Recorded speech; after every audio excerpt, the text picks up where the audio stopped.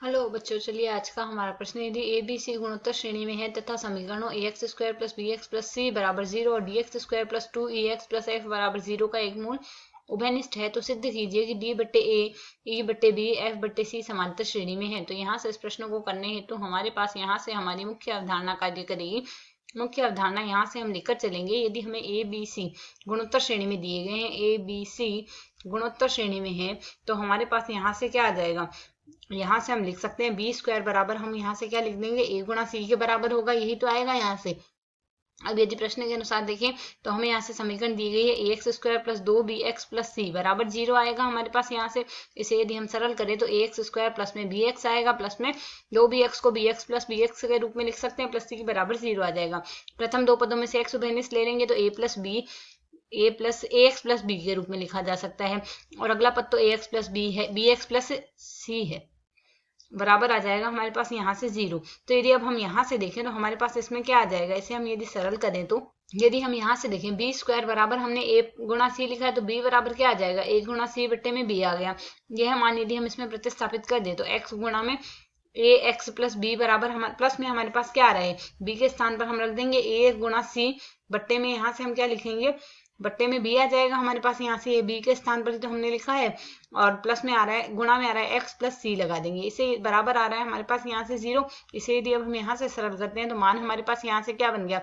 X गुणा में ए x plus B तो आ ही रहा है, और प्लस में सी हम उभयनिष्ठ ले लेंगे और बी का लघुत्तम लेके सरल करते हैं तो ए एक्स प्लस बी आ जाएगा,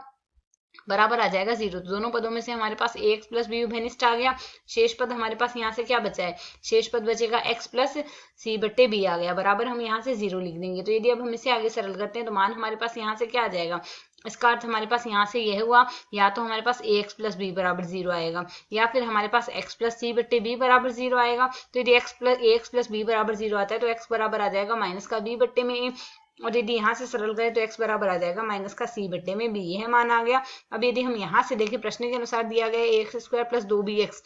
प्लस सी बराबर 0 व D x square plus 2x plus D बराबर 0 का एक मूल उभयनिष्ठ है। यदि एक मूल हमारे पास यहाँ से उभयनिष्ठ है तो यहाँ से यदि हम देखें x के स्थान पर माइनस का b बट्टे a रख सकते हैं, तो समीकरण हमारे पास क्या बन जाएगी, यह बन जाएगी a गुणा में एक्स स्क्वायर है तो b बट्टे में a का स्क्वायर प्लस 2 गुणा e गुणा माइनस का b बट्टे में a आ जाएगा, प्लस में हमारे पास यहाँ से t बराबर 0 आ जाए। यहाँ से यह पद क्या है, f है, f ही तो है, प्लस में f आ जाएगा यहाँ से।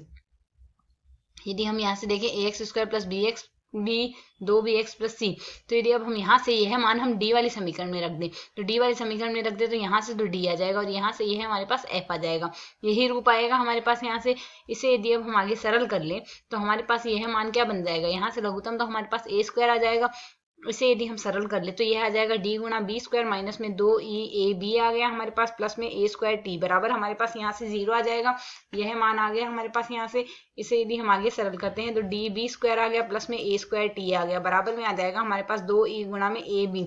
इसे यदि हम आगे और सरल करें तो यहाँ से पूरी समीकरण में हम ए बी, इसे यदि हम सरल करते हैं तो यहाँ से हम 2e बट्टे में b, यहाँ से यदि हम भाग दे रहे हैं, इसमें हम किसका दे रहे हैं, ए बी स्क्वायर का भाग दे दें तो b स्क्वायर से b स्क्वायर कट जाएगा, d बट्टे में आ जाएगा, प्लस यहाँ से a से a कट जाएगा, यह f है यहाँ से हमारे पास, यह f है हमारे पास यहाँ से। तो यहाँ से आ जाएगा a बचेगा एक, तो हमारे पास f आ जाएगा, और साथ ही हमारे पास क्या आ जाएगा, b का स्क्वायर आ गया, बराबर आ रहा है हमारे पास 2e बट्टे में b आ रहा है, यही तो यहाँ से आएगा। तो यदि अब हम यहाँ से देखें, यह हम यहाँ से क्या लिख रहे हैं, b का स्क्वायर बराबर a गुणा सी लिखा जा सकता है, d बट्टे में a गुणा सी, a से a कट जाएगा तो f बट्टे में c आ गया, बराबर हमारे पास क्या आएगा, 2e बट्टे में b आ रहा है, यही आ रहा है हमारे पास यहाँ से। तो यदि अब हम यहाँ से देखें, यह पद हमारे पास इस रूप में लिखे जा रहे हैं, इसका अर्थ हमारे पास यह समांतर श्रेणी में ही तो हुए। समांतर श्रेणी में यदि 3 पद है एक्स वाई जेड जो है हमारे पास, ये समांतर श्रेणी में कहे जाते हैं। यदि 2y बराबर x प्लस जेड के रूप में लिखा जा सके तो ये हमारे पास इसी रूप में लिखे जा रहे हैं, अर्थात यहाँ से यह जो पद दिए गए हैं हमारे पास d बट्टे ए ई बट्टे बी प्लस f बट्टे सी समांतर श्रेणी में है। आशा है समझ आया। धन्यवाद।